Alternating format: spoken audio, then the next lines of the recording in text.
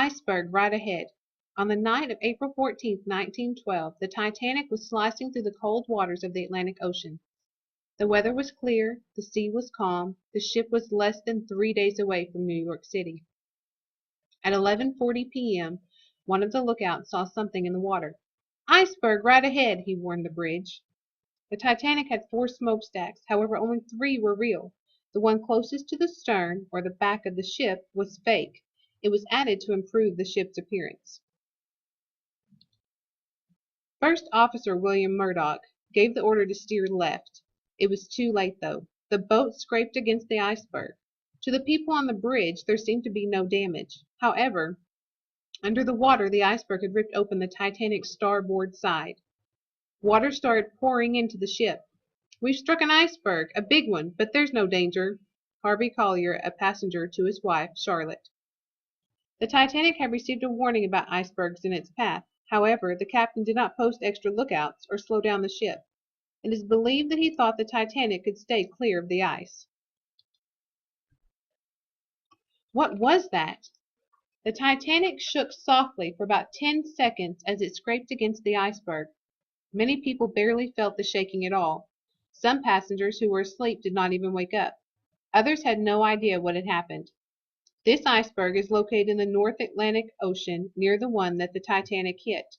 A large part of the iceberg is hidden underwater. The Titanic was built to withstand a head-on collision. Its designers did not think an iceberg could damage the sides of the ship so badly. Thomas Andrews, the head designer of the Titanic, and Captain Edward J. Smith inspected the ship. Much to their surprise, they found serious damage below the waterline. A lot of water had already poured into the ship. Andrews told the captain that the Titanic was going to sink. The Titanic started its journey in Southampton, England. It made stops at Cherbourg, France, and Queenstown, Ireland. The ship hit an iceberg about 950 miles from its destination, New York City. The world's biggest boat.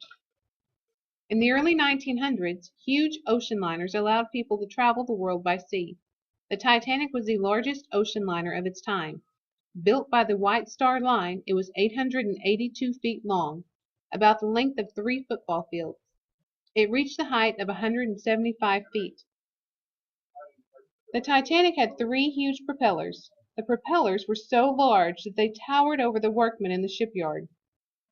The Titanic was more than the world's biggest ship. At the time, it was the largest moving object ever built. The Titanic was on its first trip. It carried more than 2,200 people. Many of the passengers, such as John Jacob Astor, were rich and famous. The Titanic offered them many luxuries. It had electric lights in every room and fancy dining halls. It also had a heated swimming pool. Only the wealthiest passengers were allowed to use this elegant room on the Titanic. The safest ship. It was not just the Titanic's size that made it unusual. Many people thought it was unsinkable. The bottom of the hull was made up of 2 layers of steel. Many people had only 1 layer. If the bottom of the hull were damaged, the second layer would help stop the ship from flooding. The White Star Line never officially called the Titanic unsinkable. However, a well-known magazine said the ship was practically unsinkable. These words stuck in many people's minds.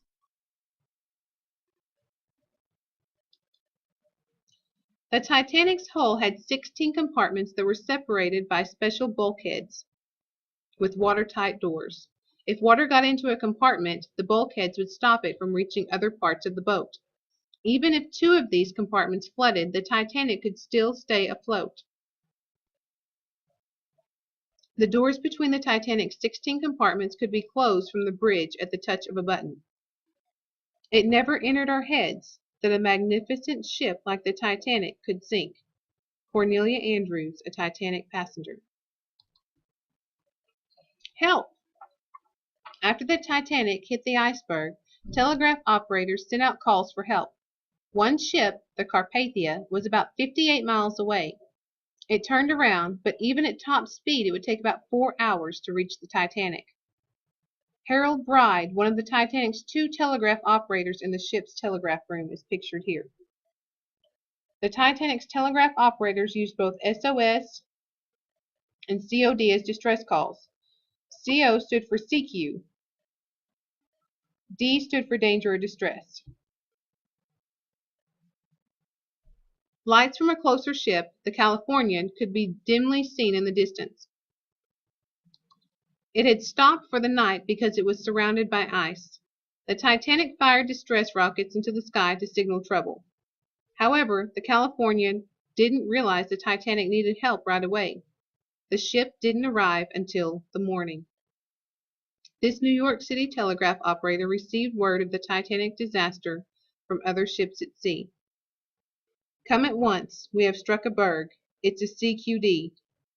John Phillips, a Titanic telegraph operator, in a message to the Carpathia.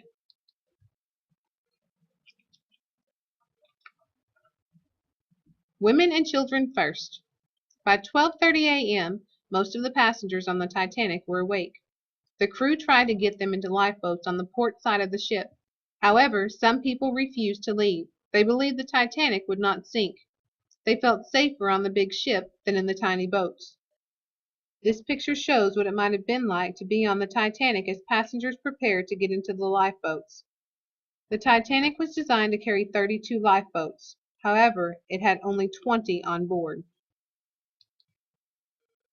Even if people had wanted to leave the ship, many would not have been able to. There were not enough lifeboats. To make matters worse, the crew let many of the lifeboats leave the ship only half full. They did not know how badly the ship had been damaged. Women and children were put in lifeboats first. Many of the men watched as their families escaped the sinking ship. Some crew members believed that full lifeboats could not be safely lowered into the water.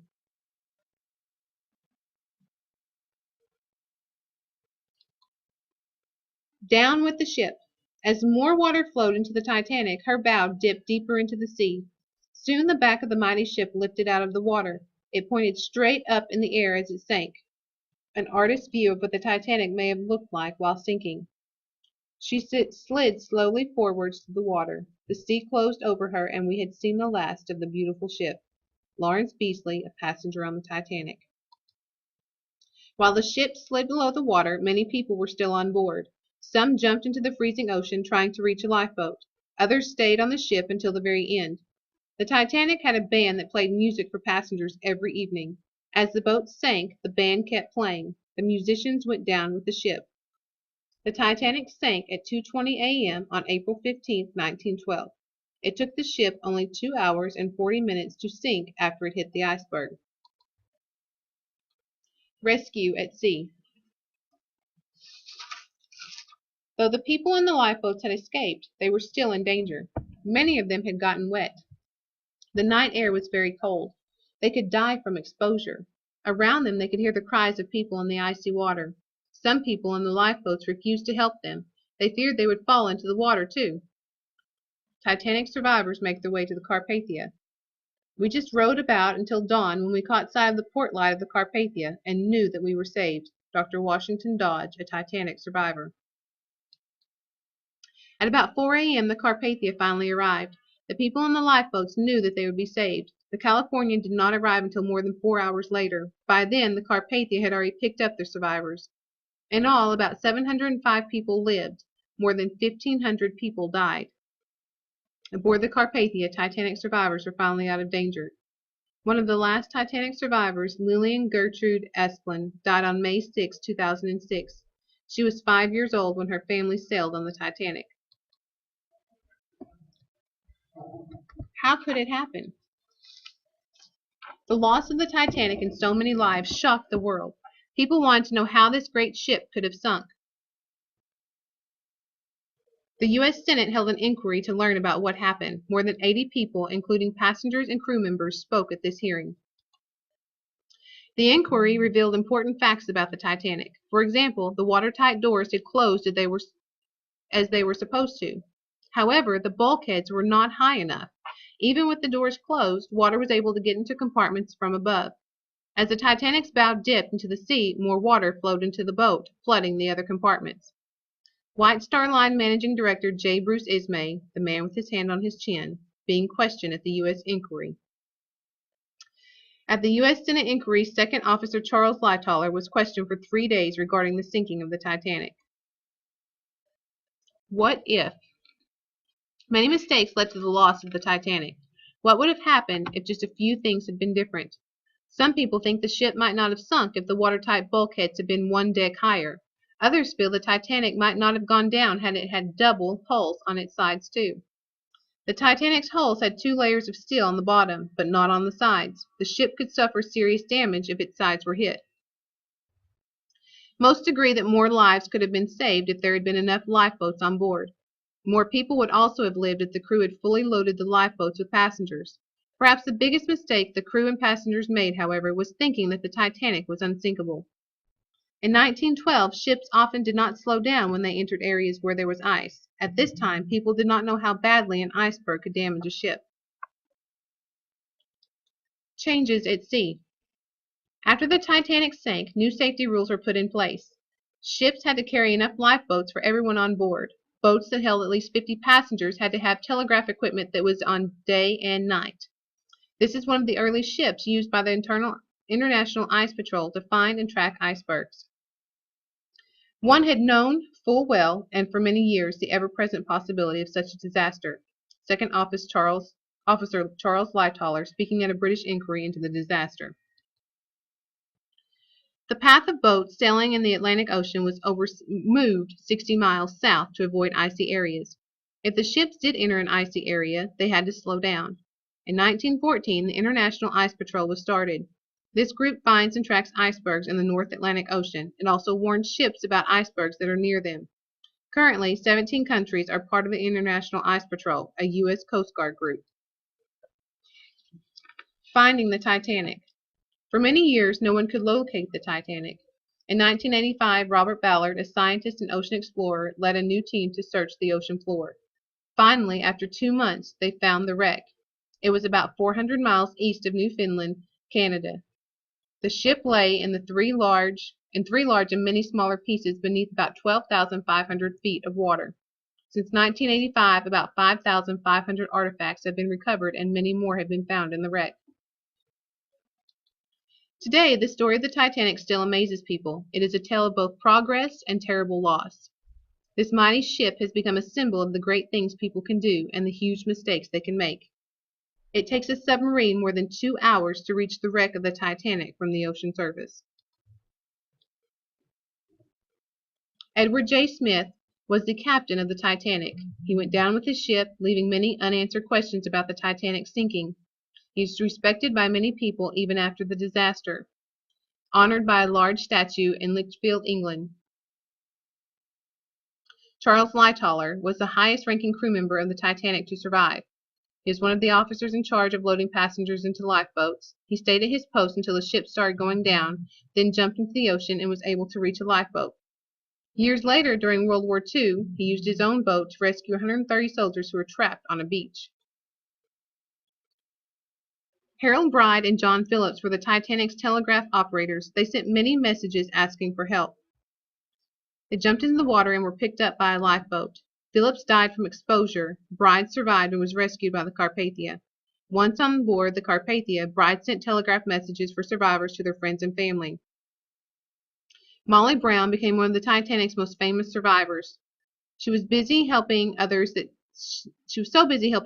she almost didn't get into a lifeboat and was dropped into a boat as it was being lowered by 2 men. She helped row her lifeboat, argued with the person in charge because he would not go back to help others, and gave some of her clothes to other people. She became known as the unsinkable Molly Brown, ran for Congress, and was the subject of a Broadway musical and a movie.